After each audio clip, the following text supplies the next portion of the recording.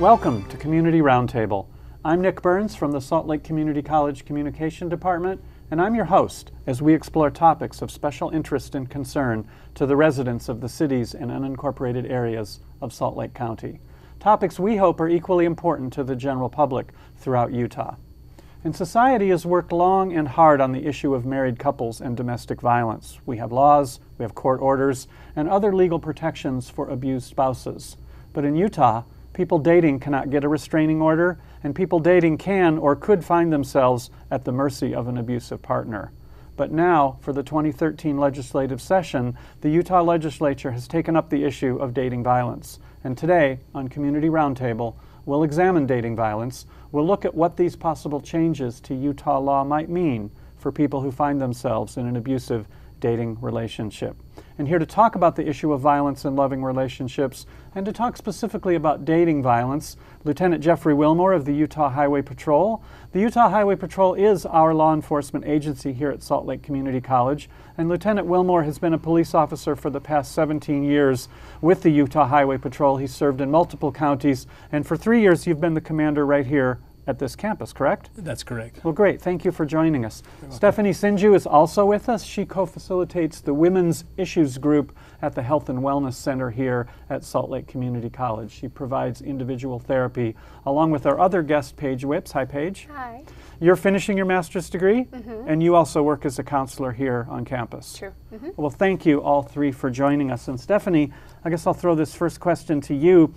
Tell me about dating violence and how and what we would see as different between a dating violence relationship and domestic or married abuse within couples. Okay. In a lot of ways, you're not going to see differences because relationships in general just come with a lot more emotion. People are getting to know somebody else. They're allowing someone else into their world, and jealousy starts to come up. Control issues start to come up. Whether it's a marriage or a dating situation. Obviously in marriage, they've made a commitment, they've started to live together, work towards having a family together, so they're even more invested perhaps. So I wonder, younger people though often don't have the maturity, they don't have the fully developed brain that maybe we hope married couples have. So does the violence or the abuse manifest itself differently? It could, but I don't want to say necessarily that it always does. Okay. Somebody who is very controlling, once they feel like somebody else belongs to them, those control factors may start to appear regardless of age or where they're at in their relationship. Abuse is abuse. Yes. So Lieutenant Willmore, here we are at the Taylorsville Redwood campus, Salt Lake Community College, and with your experience, what's different with a campus like this as opposed to, say, the U when it comes to dating violence? The biggest difference is here at the Salt Lake Community College, the college does not have residential housing. So, fortunately, we don't see a real lot of dating violence here on the college, on SLCC campuses. That doesn't mean it doesn't exist, and we do see that. I guess maybe the biggest thing is that much of the instances, the situations that likely occur off of campus because students are just coming here for their education, going to class, maybe getting a bite to eat and then going home. But again, we need to be aware of it. Sometimes it still happens and will happen again here. So in other words, the violence and the abuse is going on. We just don't see it on campus because people aren't in dorms, we don't have fraternities, that kind of thing. Yeah. No, I would say rarely we see it here on Salt Lake Community College campuses. But I imagine we do have sexual harassment, stalking. We have other kind of related issues. We do, and there will be times when there is a violent situation. So they do exist, just not as frequently as in other places other colleges, campuses that have actual residential housing. So harder to pursue, harder to investigate. No, if it happens, and if there's an allegation of that, we definitely will do all our due diligence in investigating that and take appropriate action if we find cause to. Great. And so, Paige, you and Stephanie work together with this women's issue group. What are some of the differences? I think most people are pretty clear when they see somebody get smacked, whether it's a husband, wife, boyfriend, girlfriend. But what about emotional abuse or other kinds of abuse that are usually a lot more subtle. Yeah, there are many forms of abuse that many women might not even understand are occurring in the relationship. And also, it doesn't have to be the woman as the victim. There are also men who are victim of abuse as well. A lot of abuse that we see in our group and in our individual counseling sessions is emotional abuse, verbal abuse. Physical abuse tends to be kind of the last thing to come out of that. But intimidation factors through emotional abuse, tearing down an individual, so lots of negative comments towards their dating partner. You know, we see that often, and they don't often know that it's abusive. I mean, is it generally like a stair step rather? Somebody starts with a controlling and abuse, and then eventually it's going to lead to hitting, or not necessarily? It doesn't always lead there. You know, there are some people who grew up in families where you're allowed to use cuss words when speaking to your significant other, what have you, and that doesn't necessarily lead to physical abuse, but it is something to be aware of, and emotional abuse can be just as damaging as physical or sexual abuse. So in other words, every couple's situation might be slightly different. I mean, one couple might love to scream and yell, but it's not really abusive, or they don't recognize it. Right, right. Well, and in dating relationships especially, many women don't understand that the abuse is occurring. So especially in the younger population, so the dating population, it's hard for them to balance the negative versus the positive aspects in the relationship. So they have some negative things, you know, he screams at me, he calls me names, but then he gives me flowers and I feel much better, and he's very kind to my family, what have you, so it's hard for them to balance and to see the consequences of the negative actions. I mean, that to me just sounds like an incredibly vicious cycle, right? You get yelled at and then you get a bouquet of flowers. I mean, wow, that just seems like a train wreck. And it is a cycle. It's called the honeymoon, where they're making up for things. They're saying, I'm sorry, I'll never do it again. There might be some blaming. You made me jealous. You shouldn't have done that. Just don't do that again, and I won't act that way. But there's a lot of let me make it up to you, and the honeymoon stage is great because the offender in the situation is a wonderful person at that point in time. Yeah, great. So, and I don't know quite how to phrase this, but if you look at the abuse as opposed to the honeymoon stage, I mean, there's tremendous amount of intimacy in both of those, which I would think for younger people would make this even scarier to figure out. Yeah. I mean, even though somebody's abusing you, wow, it's really tight and intense. He must really love me if he's going to yell at me and be so concerned. That dynamic can play into some people's relationships. And it's very subtle in the beginning. The way that domestic violence begins, it usually begins with, call me before you go places. Why didn't you tell me you were there? Why did you talk to that person? Some jealousy, some control. It usually works its way into more and more controlling behavior. And that's not at the point where people are getting help, right? No. Because it just seems subtle. Yeah. Don't text him, don't do this, don't do that, I love you so much. Exactly. Kind of scary. We need to take a quick break. When we come back, I want to talk about maybe what people should be looking for, what kinds of warning signs. Stephanie, you just mentioned a few of them, and I also want to talk specifically about HB 50, the Dating Violence and Protection Act. So we'll be right back, keep it tuned for more Community Roundtable.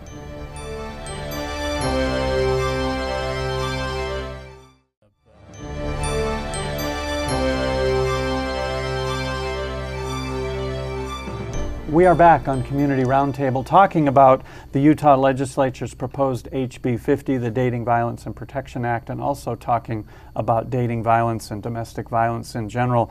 So, Lieutenant Willmore, we talked about how sometimes these things happen off campus and whatnot, but it seems to me one of the keys here, and one of the things that HB 50 could change, is that people who are just dating could have access to law enforcement to sort of, I want to say, get the file started on an abusive partner. Oh, definitely. Okay. And what we would encourage, and speaking from a law enforcement perspective, if somebody commits a crime against you, if somebody assaults you, steals from you, forces you to do something against your will sexually, we encourage you to report that. House Bill 50, as I read it, would give a victim of violence in a dating relationship the ability to get or potentially get a protective order, much like somebody involved in a marriage or a cohabitous relationship can get one if there's violence in there. So it has some very real applications for what we're talking about here today. So law enforcement generally supportive of this bill? The Utah Law Enforcement Advisory Council supports it. So Stephanie, I'm curious, why haven't we had this? Why haven't people dating had access to protective orders and whatnot? Why exclude all the young people when this is a problem that we know is out there? Well, if we look at history, back in probably the 1960s, women didn't have the protection in a marriage. So this is a progression to start protecting women. So a generation ago, I mean, even women when you were married, right? You were, I mean, 100 years ago, you were literally property. Right. It was the rule of thumb doctrine. As long as you didn't leave a bruise larger than your thumb. And I've heard that as long as the stick wasn't bigger than your thumb, too, that you could hit with. So a natural progression here. I know that, and I want to get the legislature's name correct here. It was LeVar Christensen, Representative Christensen, proposed an amendment that would stipulate HB 50 rather. It would stipulate that dating was a precursor to marriage, and that amendment didn't go through. But if it had, that bill would have excluded gay and lesbian couples. And I wonder, is the situation different when it comes to violence among same-sex couples? No, not at all. We see the same cycle of abuse that we would see. And the same cycle of abuse we were talking about earlier, starting with the emotional and working its way up? Yeah, the cycle of abuse starts with tension building. So there's conflict, jealousies, control issues, then there's the explosion, the instance of violence, and then the honeymoon phase. And the violence might not be a hit, it could be a threat, it could be punching the wall, it could be any number of things, right? Definitely. If it leaves you feeling bad, then you're probably in a situation of some type of emotional abuse. So straight or gay, how do you get people to come forward and start talking about this? Man or woman, straight or gay? We have to take away the stigma of it. Okay. We have to acknowledge that it's a symptom in our society that this happens, and acknowledge that we all have to take a part in saying it's not right and standing up to it and saying things can be better. Here's what a healthy relationship does look like. A lot of people don't even know what a healthy relationship looks like because, as Paige was mentioning earlier, some people have been generationally watching their parents being violent with each other. They think arguing and yelling and putting each other down is part of a relationship. And so is that learned? Do people who grew up watching, say, dad yell at mom or mom yell at dad or smack them or whatever it might be, they're more likely to live this out and perpetuate it? Well, the behavior our parents model for us greatly influence the way we act as adults, absolutely. That's kind of frightening in a way. Yeah, but you know, there are some people too who try to learn from those experiences. So I grew up, I could have a client saying I grew up in a house where yelling was par for the course, and I now feel very uncomfortable with yelling because of that, and I'm going to change that for my family, and I'm going to do it differently. So it can go both ways, but that requires education and a lessening of stigma so they can come out and actually talk about it and feel like they're going to be believed and understood when speaking about it. And the two of you run this group. Does group work tend to be a good place for this kind of thing to happen? Absolutely. Especially if you put a bunch of victims together? Yeah, definitely. If you can find them. Mm-hmm. Yeah, a lot of people don't realize that what they're going through, other people are going through. So when they get into a group situation and they realize that other people are going through the same thing and find out how other people are dealing with it, it's one of the best ways to learn how to overcome your own experience. Okay, so Lieutenant Willmore, connection between this kind of, and I'll use the phrase consciousness raising, and then you actually seeing them when it's time to file a report or ask for a restraining order? Well, if it's something that has occurred on campus, we can refer them to the health and wellness, where they have, if they're a student here, they have the option of receiving mental health. My biggest, my biggest concern point is just having the strength, having the courage, to come and report when a crime, especially a crime of violence, has been committed against you. It does us, as speaking from the law enforcement perspective, helps us a lot to be able to get that report, get that file going. If it's something that's going to turn into a stalking issue, that documentation is huge. And again, I would imagine if and when House Bill 50 passes, that documentation is going to help obtain a victim to obtain a protective order. Yeah. They've got saying, yeah, we had law enforcement intervene with this on this date, and this is what's happening. I think it's going to make it easier for them to get that protective order. I believe it helps them quite a bit in a domestic violence situation when it's all been documented. So, yeah, for sure. Paige, this notion of sharing and women coming together and talking about, gosh, I didn't know that happened to you. That sounds like what my husband did to me, whatever it is. Isn't that also, someone goes to Lieutenant Willmore, files a report, isn't that when things get really dangerous? Mm-hmm, absolutely. And that's part of the problem with domestic violence is when you go and you report, then you have to go home again. And you have to go home to that person who theoretically has been abusing you, right? So in dating relationships especially, if we didn't have something like House Bill 50, they would go home and there would be no protection from that person. Whether they were living with them or not, they're still going to be around that person. That person still knows where they live. They still have contact with them. And if that person knows that they actually went to the authorities and filed a report, they're going to be in a lot more danger. Well, I'm thinking of, like you say, you got to go home to your husband and wife, or if you're living together, wherever. But I'm thinking if you grew up in an abusive environment with your mom and dad, then you've been abused, and then you go home, you want to talk to mom or dad about it. I mean, that's useless. Right. No, that generation piece plays a very big perspective. A lot of people, when they try to talk to anyone about it, people don't believe them. So especially in relationships where, let's say, the boyfriend, husband, fiance, whatever it may be, is a very upstanding citizen, has a lot of responsibilities in the community, has a great relationship with your parents, that kind of a thing. But then you go and tell someone that this abuse is occurring, they might not believe you. And we have many women who, when they are not believed, it's so invalidating that they start doubting themselves, and it makes it hard to continue to try to fight against it. So I mean, that's like you're a double victim. I mean, your husband, boyfriend, fiance is abusing you, and then society just piles on. Absolutely. That's kind of frightening. This is Community Roundtable. When we come back, I want to ask some more about this notion of how we blame the victim, and it seems to me that's something we've been doing a long time in our society. Keep it tuned. We'll be back with more Community Roundtable.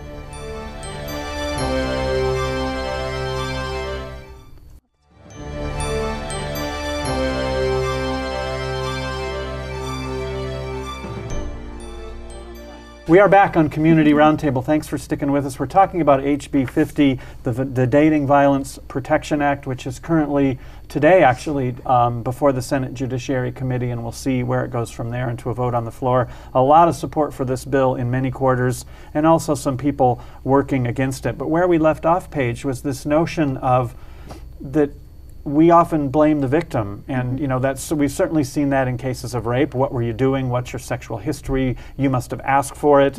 And here you're basically saying the same thing happens in dating violence, that we blame the victim often. And we're becoming more aware of this trend. Okay. But a lot of people, they say that even domestic violence can be, as you said, similar to rape, where we almost re-traumatize the victim by having to go through the legal process. And I'm sure we can see a different side of that. But having to report it and having to go through the different technicalities and the different hoops that you have to jump through to be able to actually get the report filed, be able to have something actually happen for it and get that protection, it can re-traumatize them and make them feel like they're not being heard. And so how often do women find this pattern repeating for themselves? They end up, leaving one boyfriend who's abusive to them, and then they just end up in the same place. Is there a cycle that way as well? There is, and if they don't seek help and learn what a healthy relationship is, it's very likely that they'll continue to go back into similar relationships. So you think you might have escaped, but you're back again. So model for me, I mean, every couple's going to have a fight about something, it seems to me, at some point. And some couples might scream and yell, and some might not, and it's going to depend. But what's a healthy relationship look like? There's middle ground. You're able to have give and take. There's things that are important to you that you may say, this is something that I really need, and your spouse is able to say, well, I really need something. You talk it over, you find compromise. You aren't controlling. You allow them to have other friends and recognize that they need a social life outside of the marriage. Is that a huge warning sign, this notion of you can't have other friends? Absolutely, absolutely. Okay. If you start to feel isolated, you start to feel guilty all the time, you're blaming yourself for the relationship problems, and finding that you're feeling blamed all the time for the relationship problems. more and more isolated, just not feeling good in the relationship, that's a great warning sign that things are headed in a bad direction. So come to Health and Wellness Center. Absolutely. Yeah. Yeah. How big's this group, if I may ask? How many folks do you have in the group at a time? It varies. It's an ongoing group, Okay. so it's still in its infancy, so we're hoping to get bigger numbers. And you said all women? Well, right now we have all women. We also would accept transgendered individuals. Okay. Because my understanding is about 10% of domestic or dating violence, it's the woman abusing the man in straight relationships. Right, and that's another thing that we're becoming more aware of. I mean, talk about stigma. If you're a man going and reporting that your female partner is abusing you, that's a whole different kind of stigma. So that's something that we need to become more conscientious about. And it's interesting because we have a lot of societal stereotypes, right? The overbearing woman with the rolling pin threatening the husband. I mean, I remember that stereotype from when I was a kid, and you know, society then again re-victimizes the guy over and over again. So, Lieutenant Willmore, in your experience, do men come forward and talk about being stalked, harassed? Abused? Occasionally. Occasionally? As we're talking about this, I thought of a case we had actually on the Redwood campus. Individual, again, it was a dating relationship. These people did not live together. They didn't cohabitate. They didn't share any children together. Purely a dating relationship, and got into an argument. The woman ended up throwing her backpack into the canal and accusing the man of doing it, which, you know, many times something like that's going to happen in the situation. What's male versus female? This time it didn't. She ended up we had to actually arrest her as our interaction with her ended. He tried to give her some money to get on a bus so she could go home, and she threw the money back at him, and it got to the point where we had to do a disorderly conduct charge. There wasn't an assault there, but it does happen, and it does happen the opposite way. My experience, mostly if there's going to be violence, it's usually going to be the man as a perpetrator.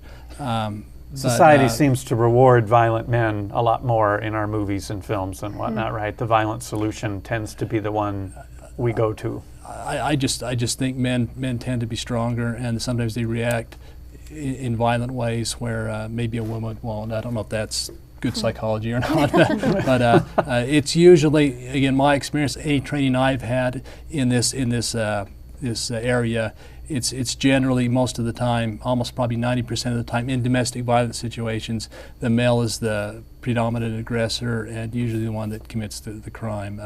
Although we got to pay a lot of attention to when it's the other way around too, because it does happen. And like Paige, you're saying a lot more stigma for an abused man, but again, predominantly men doing the hitting and doing the abusing. So we've only got a couple minutes left, and I wonder, what would you tell women? We talked a little bit about signs to look out for. We talked about how it's dangerous to go get help when you've got to go back home and face the abuser again on the next date or whatever it is.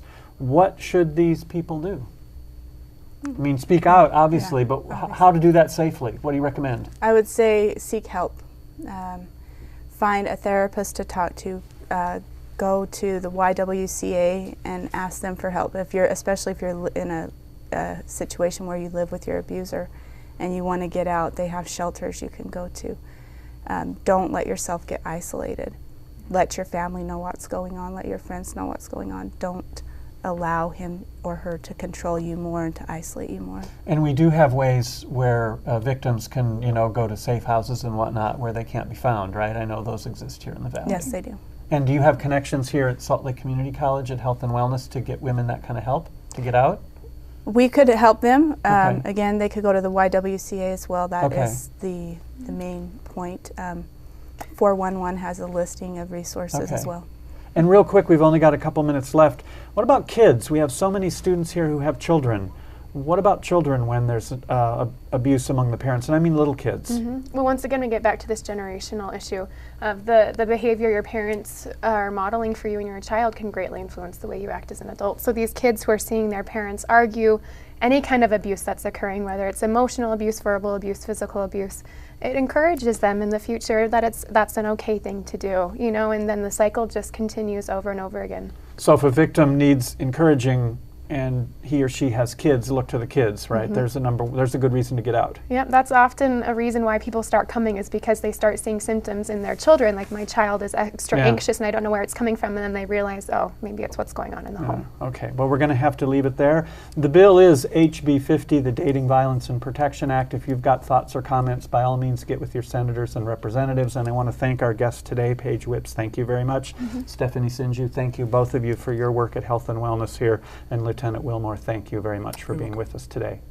This is Community Roundtable. I'm Nic Burns. If you have questions, if you have comments, if you have suggestions for any of our future programs, we'd love to hear from you. Email address, check us out, roundtable@slcctv.com. And it's as simple as that. Thanks again to all three of you. This is Community Roundtable. I'm Nic Burns. Keep it tuned. SLCC TV.